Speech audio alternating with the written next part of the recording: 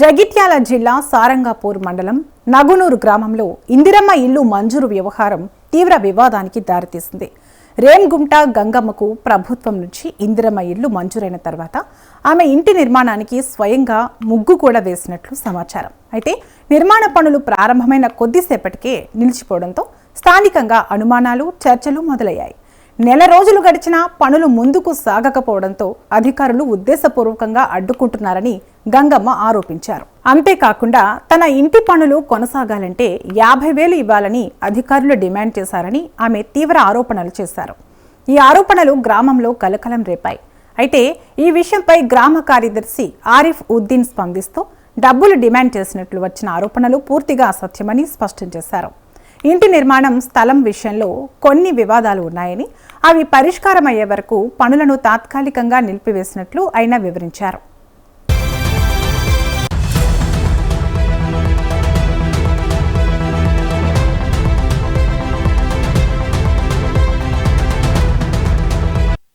ఇక ఈ వ్యవహారంపై ఎంపీడీఓ కూడా స్పందించారు. డబ్బులు డిమాండ్ చేసినట్లు ఏవైనా ఆధారాలు ఉంటే కఠిన చర్యలు తీసుకుంటామని హెచ్చరించారు. ప్రస్తుతం ఈ ఘటనపై స్థానికంగా చర్చ కొనసాగుతుండగా నిజానిజాలు వెలుగులోకి రావాల్సి ఉంది. ప్రస్తుతం ఈ వ్యవహారం గ్రామంలో తీవ్ర చర్చనీయాంశంగా మారింది. ఒకవైపు మహిళ చేసిన ఆరోపణలు, మరోవైపు అధికారులు ఇచ్చిన వివరణతో పరిస్థితి గందరగోళంగా మారింది. నిజంగా డబ్బులు డిమాండ్ జరిగిందా లేదా అనే విషయం ఇంకా స్పష్టతకు రాలేదు. అయితే అధికారుల స్థాయిలో విచారణ జరిగితేనే అసలు నిజాలు బయటపడే అవకాశం ఉందని స్థానికులు భావిస్తున్నారు.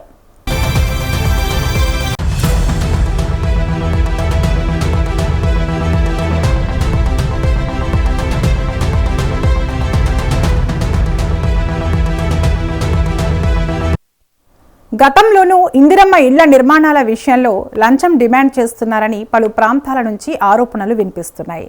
అర్హులకు ఇళ్లు మంజూరైనా నిర్మాణ దశలో వివిధ కారణాలు చూపుతూ పనులు ఆలస్యం చేయడం లేదా అదనపు డబ్బులు కోరుతున్నారని ఆరోపణలు అప్పుడప్పుడు వెలుగులోకి వచ్చాయి. ఇలాంటి ఘటనలు పునరావృతం కావడంతో ప్రభుత్వ పథకాల అమలుపై ప్రజల్లో అనుమానాలు వ్యక్తమవుతున్నాయి. అర్హులకు ఇళ్లను వేగంగా అందించాల్సిన బాధ్యత ఉన్నప్పటికీ మధ్యవర్తులు లేదా స్థానిక స్థాయిలో జరుగుతున్న అవకతవకలు పథక లక్ష్యాన్ని దెబ్బతీస్తున్నాయని విమర్శలు వినిపిస్తున్నాయి. ఈ నేపథ్యంలో తాజా ఆరోపణలపై పూర్తిస్థాయి విచారణ జరిపి నిజానిజాలు బయటపెట్టి బాధ్యులపై చర్యలు తీసుకోవాలని ప్రజలు డిమాండ్ చేస్తున్నారు.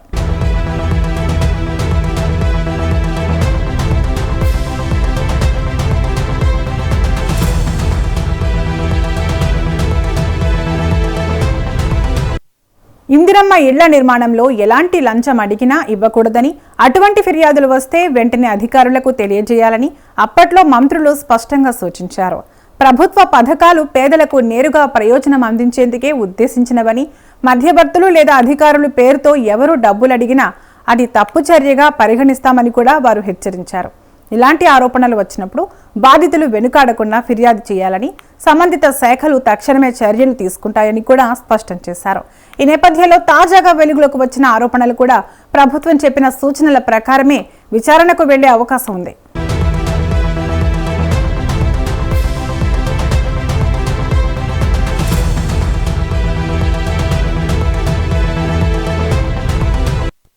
అయితే ఇలాంటి ఆరోపణలు వచ్చినప్పుడు సాధారణంగా ప్రభుత్వం వాటిని సీరియస్గా తీసుకుని విచారణకు ఆదేశించడం, సంబంధిత జిల్లా అధికారులకు నివేదిక ఇవ్వడం జరుగుతుంది. తాజా వ్యవహారంలో కూడా ఎంపీడీఓ స్థాయిలో ఆధారాలు ఉంటే చర్యలు తీసుకుంటామని స్పందించిన నేపథ్యంలో ఇది స్థానిక స్థాయిలో విచారణకు వెళ్లే అవకాశం ఉంది. స్థలం వివాదం, నిర్మాణం నిలిపివేత వంటి కారణాలపై ముందుగా స్పష్టత తీసుకుని ఆరోపణల భాగాన్ని కూడా పరిశీలించే అవకాశం ఉంటుంది. మొత్తానికి ప్రభుత్వం తరపున పూర్తి స్థాయి స్థానం రావాలంటే అధికారిక విచారణ నివేదిక లేదా ఉన్నత స్థాయి ప్రకటన వచ్చే వరకు వేచి చూడాల్సి ఉంటుంది. 30 తారీఖు నాడు ముగ్గు వస్తున్నాం సార్. ఆ ముగ్గు పక్క పొన్న గెట్టోళ్ళు మా దాంట్లో పోసిండ్రని ముగ్గునంతా ఇట్లా కాళ్ళతో నూకేసిండ్రు సార్. నూకేసిండ్రు 30 తారీఖు నుంచి ఇప్పుడు మళ్ళీ 30 తారీఖు వస్తే నెల అవుతుంది సార్. దాన్ని మేము ఏడికి పోవాలంటే అక్కడికి అన్ని సార్ల దగ్గరికి పోయినాం, పోలీస్ స్టేషన్ లో పెట్టినాం, ఏడికి పోయినాం, మాకేం కూడా న్యాయం జరుగుతుంది సార్. మాకు ఇప్పుడు మొన్న మా ఆయన లేడు, కార్యదర్శులు ఉప సర్పంచ్ ఏడు ఇద్దరు వచ్చి ఇద్దరు కాదు ఒక్కడే. అలా అనుకొని నా దగ్గరికి వచ్చిండు కార్యదర్శి సార్ వచ్చి నర్సయ్య లేడంటే లేడు సార్ అని అన్నాక మరి సార్ మా ఇల్లు ఫోటో కొట్టరా మరి ఇట్లనే ఉంటే ఎట్లుంటదని అంటే అమ్మ వాళ్ళతో నేను ఎట్లా చెడి చేస్తా గానీ నాకు ఒక 50,000 రూపాయలు ఇయ్యింది. మరి ప్రశాంత్ సార్ కూడా నాతో అన్నాడు, కార్యదర్శి ఉప సర్పంచ్ కూడా అన్నాడు. అన్నాక ఆయనతో నేను అది విషయం ఇక అట్లనే మనసులో పెట్టుకొని మా ఆయన వేరే కాడ 50,000 రూపాయలు తీసుకొచ్చి ఈ సార్కి ఇచ్చైనా మేము పిల్లెట్ ఫోటో కొట్టించుకొని పిల్లెట్ కట్టుకోవాలనే ఉద్దేశం కొద్ది ఇడికి నిన్న వచ్చినాం 50,000 పట్టుకొని ఇయ్యవేనా సార్కు. సారు నాకు దొరకలేదు సార్. ఇది మాట సార్.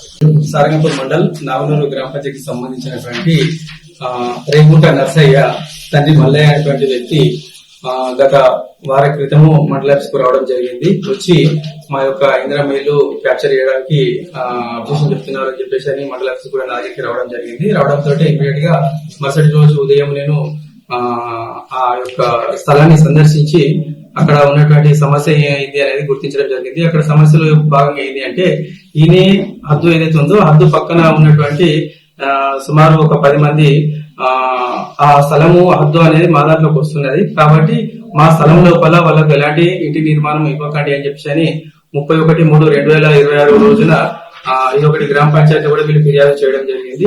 ఈ నర్సయ్య అంటే రేగుంట గంగు వాళ్ళ భర్త గారు ఉన్నారు. తను నా దగ్గరికి రాగానే ఇమీడియట్ నేను వచ్చి స్థలాన్ని పరిశీలించినాను. వాళ్ళను ఇద్దరిని కూడా పిలిపించి మాట్లాడడం జరిగింది. జరిగినప్పుడు వీళ్ళు ఏమంటున్నారు, తన ఏమంటున్నాడు అంటే రేగుంట నర్సయ్య తనకున్నటువంటి హద్దు లోపల కట్టుకోవడం జరుగుతుంది అని చెప్పేసి తను అడిగితే వీళ్ళు పక్క వాళ్ళు రేపు ఆ హద్దు మా స్థలంలోకి వస్తే మరి దానికి బాధ్యత ఎవరు వహిస్తారు, కాబట్టి మాకు ఒక 10 రోజుల సమయం వాళ్ళు కోరిరు. 10 రోజుల లోపల మేము ఆల్రెడీ సర్వే కట్టినాము. సర్వే వస్తే ఆ సర్వే అనేది హద్దులు డిసైడ్ చేసినచో మేము ఇమీడియట్ గా వాళ్ళ స్థలం లోపల వాళ్ళు కట్టుకోవడానికి మాకు ఎలాంటి అభ్యంతరం లేదు. కాబట్టి ఒక 10 రోజుల సమయం కోరి 10 రోజుల వరకల్లా మేము సర్వే చేపిస్తాము అని చెప్పేసి అని ఆ యొక్క పక్కన ఉన్నటువంటి అబ్జెక్షన్ చేసినటువంటి వ్యక్తులు చెప్పడం జరిగింది. రేగుంట నర్సయ్య గారు ఖచ్చితంగా నేను నా హద్దులే కట్టుకుంటానని చెప్పి చెప్పడంతో ఈ సర్వే కోసం అని చెప్పేసి వాళ్ళు వెయిట్ చేయడం జరిగింది. సో ఈ లోపు మళ్ళీ నిన్న జరిగినటువంటి సంఘటన విచారణలో భాగంగా ఈ రోజు ఇక్కడ విచారణ నిర్వహించడం జరుగుతుంది. సో ఇరువురు పార్టీలకు సంబంధించినటువంటి వాంగ్మూలాలు సేకరించి గౌరవ జిల్లా పంచాయతీ అధికారి గారికి తదుపరి చర్యగా నివేదించడం జరుగుతుంది.